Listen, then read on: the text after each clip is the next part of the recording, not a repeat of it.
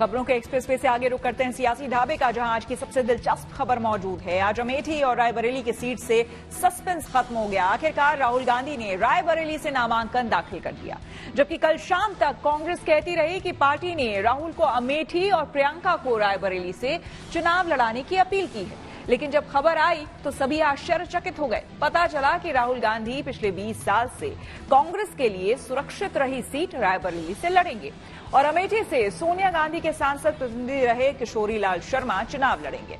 अब बीजेपी कह रही है कि अमेठी को परिवार बताने वाले राहुल गांधी वायनाड पहुंचे थे और अब वायनाड को परिवार बताकर रायबरेली पहुंचे हैं।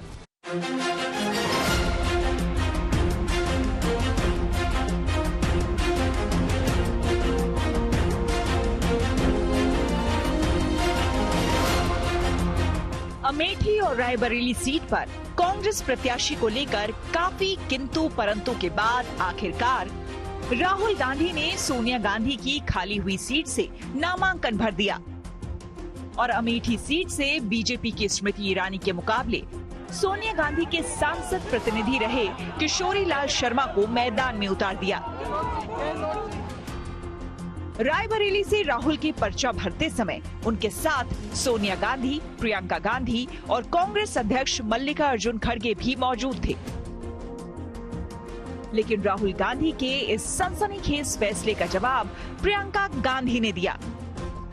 वहीं बीजेपी ने इसे रायबरेली की जनता के साथ धोखा बताया। कैसे लग रहा है आपको रायबरेली में? बहुत अच्छा लग रहा है, बहुत खुश हूँ। खुश हैं आप? रायबरेली को लेकर क्या कहेंगे आप?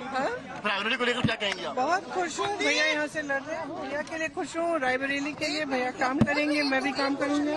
तो मैम आपको उम्मीद है यहाँ पे कि जो है अमेठी को लेकर दोनों में जीतेंगे, दोनों में जीतेंगे? आप बिल्कुल पक्का जीतेंगे। देखिए, रायबरेली के साथ सोनिया गांधी ने धोखा किया, प्रियंका गांधी ने धोखा किया और जिनको अमेठी से प्रत्याशी बनाया उन्होंने धोखा दिया कि रायबरेली के लोग बड़ी बेसब्री से इन नकली गांधियों का इंतजार कर रहे थे। ये आ गए हैं, अब रायबरेली इनको अच्छे से सबक सिखाएगी। पहले कयास लगाए जा रहे थे कि राहुल गांधी फिर से अमेठी लौटेंगे, लेकिन सोनिया गांधी ने 20 साल बाद अपनी परंपरागत सीट रायबरेली से राहुल को मैदान में उतार दिया। हालांकि लंबे इंतजार के बाद अमेठी और रायबरेली की सीट पर हो रही अटकलों पर विराम लग गया। लेकिन थोड़ी ही देर के बाद जयराम रमेश ने एक ट्वीट कर फिर से राजनीतिक पंडितों को प्रियंका के बारे में सोचने पर मजबूर कर दिया। जयराम रमेश ने ट्वीट करते हुए लिखा, राहुल गांधी की रायबरेली से चुनाव लड़ने की खबर पर बहुत सारे लोगों की बहुत सारी राय है, लेकिन वो राजनीति और शतरंज के मंझे हुए खिलाड़ी हैं और सोच समझकर दांव चलते हैं। शतरंज की कुछ चालें बाकी हैं, थोड़ा इंतजार कीजिए। कांग्रेस की इस नई रणनीति पर प्रधानमंत्री मोदी ने चुटकी ली और बंगाल से लोगों को याद दिलाया कि उन्होंने आखिर राहुल गांधी के बारे में क्या कहा था। अब ना किसी ओपिनियन पोल की जरूरत है, ना किसी एग्जिट पोल की जरूरत है।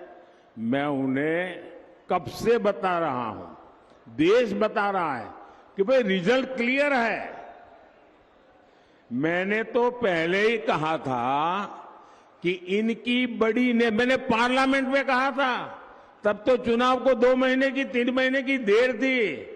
मैंने कहा था इनकी सबसे बड़ी नेता चुनाव लड़ने की हिम्मत नहीं करेगी, वो डर के मारे भाग जाएगी और वो भाग करके राजस्थान गई और राजस्थान से राज्यसभा में आई और हुआ भी यही। इससे पहले नामांकन के आखिरी दिन राहुल गांधी को लेकर सोनिया गांधी और प्रियंका गांधी फुर्सतगंज हवाई अड्डे पर पहुंची। लोगों ने पूछा प्रियंका क्यों चुनाव नहीं लड़ रही। वहीं बीजेपी ने राहुल के रायबरेली से लड़ने पर चुटकी ली। क्योंकि किसी को संचालन भी तो करना है। आपने लड़ने का फैसला किया। शर्मा की अच्छी चॉइस है। हाँ, बहुत अच्छी चॉइस है। बहुत समय से शर्मा जी संभाल रहे हैं अमेठी को।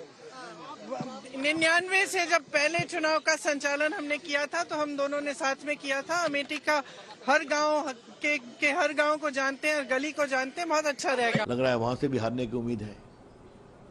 तो अमेठी जहां से उनके पिताजी लड़े स्वर्गीय राजीव गांधी, जहां से उनके चाचा लड़े संजय गांधी, आपने लड़े 4-5 बार, क्यों छोड़ दिए?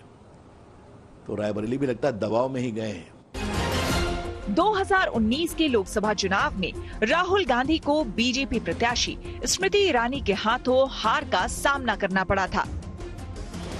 इस बार स्मृति ईरानी फिर ताल ठोक रही हैं, लेकिन अमेठी की जगह रायबरेली से चुनाव लड़ने के फैसले पर स्मृति ने इसे राहुल के हार का डर बताया। और जनता भी ये जानती है रायबरेली की कि जिन्हें अमेठी ने अस्वीकार कर दिया, जो अमेठी छोड़कर वायनाड चले गए, वो रायबरेली के पूर्णता कभी नहीं हो पाएंगे। प्रश्न ये उठता है कि उन्होंने वायनाड में कहा कि वायनाड ही उनका परिवार है, तो आज रायबरेली में क्या कहें? लेकिन अब देखना होगा कि 20 साल से रायबरेली की जिस सियासत पर कांग्रेस का हाथ रहा है, वहां इस बार कमल खिल पाएगा या इंडिया गठबंधन की ताकत से हाथ फिर कमाल दिखाएगा। Bureau report, good news today.